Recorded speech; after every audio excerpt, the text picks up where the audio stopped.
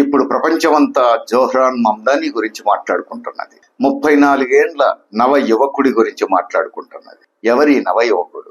ఎందుకు ఆయన గురించే ప్రపంచం మాట్లాడుకుంటున్నది? అమెరికా నడిబొడ్డున న్యూయార్క్ మేయర్ గా ఎన్నికైన మొట్టమొదటి మిల్లేనియల్ మేయర్, న్యూయార్క్ మేయర్ గా ఎన్నికైన మొట్టమొదటి దక్షిణాసియా నేపథ్యం ఉన్న మైగ్రేటెడ్ అమెరికన్ సిటిజన్, మొట్టమొదటి మేయర్ గా ఎన్నికైన ముస్లిం నేపథ్యం ఉన్న అమెరికా పౌరుడు.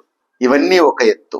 వీటన్నిటికీ మించి జోహ్రాన్ మమ్దానీని న్యూయార్క్ మేయర్ గా ఎన్నుకోవద్దు అని సాక్షాత్తు అమెరికా అధ్యక్షుడు ట్రంప్ విజ్ఞప్తి చేశాడు. కారణాలు ఏం చెప్పాడు?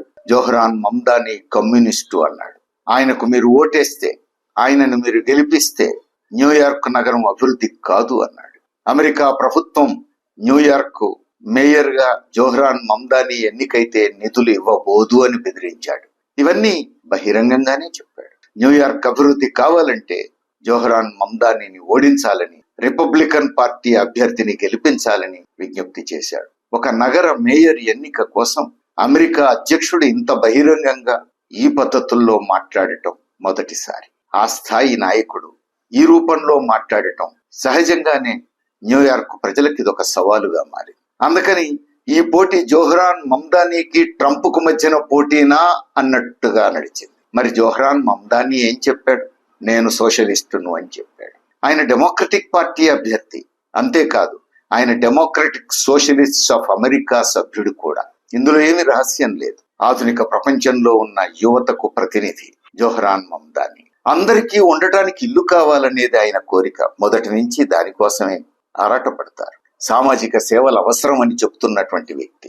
వీటికి నిధులు లేకపోవడానికి కారణం, ఆటంకాలు ఎదురవ్వడానికి కారణం కార్పొరేట్ సంస్థలు సంపద పోగేసుకోవటమే, ధనికులు సంపదను పోగేసుకోవటమే అని బహిరంగంగా చెప్తున్నాడు. అందుకని సమస్యలు పరిష్కారం కావాలంటే కార్పొరేట్ సంస్థల మీద, ధనికుల మీద ఎక్కువ పన్ను విధించాలి, ప్రభుత్వానికి ఎక్కువ ఆదాయం రావాలి, ఆ డబ్బుతో ఈ సమస్యలు పరిష్కరించవచ్చు అని బహిరంగంగానే చెబుతున్న వ్యక్తి జోహ్రాన్ మమ్దానీ. ఈ మాటలు చెప్పి ఓట్లు అడిగాడు. ఏది తన అభిప్రాయాలను దాచుకోలేదు. జోహ్రాన్ మమ్దానీ స్వయంగా ఒక మేధావి కుటుంబం నుంచి వచ్చాడు. సృజనాత్మకమైనటువంటి కళా నేపథ్యం, కళాకారుల నేపథ్యం, కళాత్మక సౌందర్యం నేపథ్యం ఉన్నటువంటి వ్యక్తి.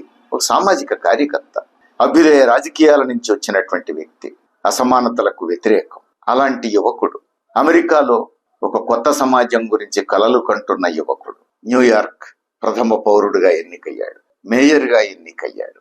ఎవరి జోహ్రాన్ మమ్దానీ? తల్లి మీరా నాయర్ ఒక హిందూ కుటుంబం నుంచి వచ్చింది, పంజాబీ మహిళ. తండ్రి గుజరాతీ ముస్లిం, తల్లి ఒక సినీ నిర్మాత. తండ్రి కళాత్మక హృదయం ఉన్నటువంటి కార్యకర్త, చురుకైన వాడు, సామాజిక న్యాయం కోసం పరితపించిన వాడు. మతాంతర వివాహం చేసుకున్న భారతీయ జంటకు ఉగాండాలో పుట్టిన బిడ్డ జోహ్రాన్ మమ్దానీ. ఉగాండాలో చదువుకున్నాడు, అమెరికాలో చదువుకున్నాడు. జోహార్ మమ్దానీ తాతలు, తండ్రులు, వారి నేపథ్యం తూర్పు ఆఫ్రికా, ప్రస్తుత టాంజానియా. ఇప్పుడు స్థిరపడింది అమెరికాలో, అమెరికా పౌరుడుగా ఉన్నాడు. అద్భుతమైనటువంటి విజయం సాధించాడు ఈ ఎన్నికల్లో. బహిరంగంగా చెప్పాడు, నేను ఒక వలస కుటుంబానికి చెందిన అమెరికా పౌరుణ్ణి అని. ఎన్నికలకు ముందు చెప్పాడు, ఎన్నికల తర్వాత చెప్పాడు. గెలిచిన తర్వాత ఇచ్చినటువంటి ఉపన్యాసంలో కూడా నేను ఒక మైగ్రేటెడ్ అమెరికన్ సిటిజన్ ని అన్నాడు. అంటే బాధితుల ఆవేదనను అర్థం చేసుకున్నానని చెప్పకనే చెప్తున్నాడు. ఇప్పుడు అలాంటి వ్యక్తికి ట్రంప్ ఓటేయవద్దు అని బహిరంగంగా చెప్పటం, కమ్యూనిస్టు అని బెదిరించి కమ్యూనిస్టు కాబట్టి ఓటేయొద్దు అని ప్రచారం చేయటం మనందరికీ తెలుసు. అమెరికాలో కమ్యూనిస్టు వ్యతిరేకత ఎక్కువ ఉంటుంది. మొదటి నుంచి కమ్యూనిస్టు వ్యతిరేకత, సోవియట్ వ్యతిరేకత నూరిపోసిన దేశం కాబట్టి ఎవరినైనా వ్యతిరేకించదలుచుకుంటే వాళ్ళు కమ్యూనిస్టు అనడం పరిపాటి. ఇప్పుడు జోహ్రాన్ మమ్దానీని కూడా ఆ రూపంలోనే ఆయన కమ్యూనిస్టు అని నిందించే ప్రయత్నం చేశాడు. జోహ్రాన్ మమ్దానీ ఎప్పుడు కమ్యూనిస్ట్ పార్టీ సభ్యుడు కాదు, కానీ ఆయన socialist, democratic socialist of America సభ్యుడిగా ఉన్నాడు. అది బహిరంగంగానే చెప్పుకుంటాడు. డెమోక్రటిక్ పార్టీలో ఉన్నటువంటి సోషలిస్టు బృందానికి ఆయన ఆ బృందంలో ఒకడుగా ఉంటాడు. ఆయన అభిప్రాయాలు కూడా కార్పొరేట్ సంస్థలు, ధనికుల దోపిడీకి వ్యతిరేకం, వారి సంపద పోగేసుకోవడానికి వ్యతిరేకం, సమాజంలో ఆర్థిక అసమానతలకు వ్యతిరేకం, సామాజిక అసమానతలకు వ్యతిరేకం. బహిరంగంగానే ఇవి ఎప్పుడు ఆయన దాచుకోలేదు. ఇలాంటి నేపథ్యంలో ట్రంప్ అమెరికా ఫస్ట్ అని విర్రవీగుతున్న కాలం ఇది. భావోద్వేగాలు రెచ్చగొడుతున్నాడు ట్రంప్. అమెరికా పౌరుల భావోద్వేగాలు రెచ్చగొడుతున్నాడు. దీనికోసం ముస్లిం వ్యతిరేకతను రెచ్చగొట్టిండు మనం చూసాం. అంతేకాదు భారతీయ వ్యతిరేకత, భారత యువతీ యువకులకు ఉద్యోగాలు ఇవ్వవద్దు అని ఐటీ సంస్థల యజమానులకు బహిరంగంగానే చెప్పాడు. భారతీయ యువత చట్టవిరుద్ధంగా వచ్చి ఉద్యోగాలు చేస్తున్నారని కాళ్లకు చేతులకు బేడీలు వేసి సైనిక విమానాల్లో తీసుకొచ్చి ఇండియాలో డ్రాప్ చేసిపోయాడు. అవమానకరంగా ట్రీట్ చేశాడు. ఇలాంటి ట్రంప్ జోహ్రాన్ మమ్దానికి వ్యతిరేకంగా బహిరంగంగానే క్యాంపెయిన్ చేశాడు. మరి భారతీయ యువతకు వ్యతిరేకంగా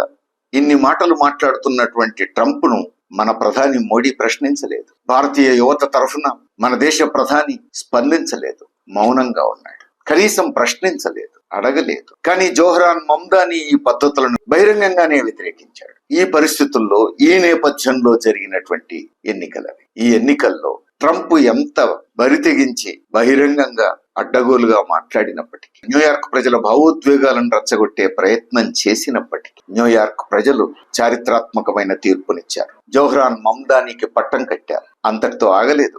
రెండవ స్థానంలో ఎవరొచ్చారు? ట్రంప్ ఓటేయమని అడిగిన రిపబ్లికన్ పార్టీ అభ్యర్థి కాదు, చరిత్రలో ఎప్పుడూ లేనంత అధమ స్థాయికి దిగిపోయాడు డెమోక్రటిక్ పార్టీ అభ్యర్థి. న్యూయార్క్ ప్రజలు ఆ స్థితికి నెట్టేశారు. కేవలం 7.1% ఓట్లు. చరిత్రలో అత్యల్ప ఓట్లు వచ్చినాయి. ఇప్పుడు ట్రంప్ అండగా నిలబడ్డ వ్యక్తికి అత్యల్ప ఓట్లు వచ్చినాయి. మరి రెండవ స్థానంలో ఎవరున్నారు? డెమోక్రటిక్ పార్టీ అభ్యర్థిగా పోటీ చేయాలని భావించి టికెట్ రాక ఇండిపెండెంట్ గా పోటీ చేసినటువంటి వ్యక్తి రెండవ స్థానంలో ఉన్నాడు. ఆ రెండవ స్థానంలో ఉన్న వ్యక్తికి రిపబ్లికన్ పార్టీ అభ్యర్థికి మధ్యన భూమికి ఆకాశానికి ఉన్నంత తేడా ఉంది. అంటే న్యూయార్క్ ప్రజానీకం రిపబ్లికన్ పార్టీ అభ్యర్థిని తీసి ఈడ్చి అవతల పడేశారు. అంటే అర్థం ఏమిటి? ట్రంప్కు చెంపపెట్టు, ట్రంప్ అనుసరిస్తున్న విధానాలకు చెంపపెట్టు. న్యూయార్క్ ప్రజలిచ్చిన తీర్పు అసాధారణమైన తీర్పు, చారిత్రాత్మకమైన తీర్పు. చూద్దాం రానున్న కాలంలో అమెరికా ప్రజల మీద ఇది ఎలాంటి ప్రభావం చూపిస్తుంది, ఇంకా ఎలాంటి మార్పులు రానున్నాయి, వేచి చూద్దాం.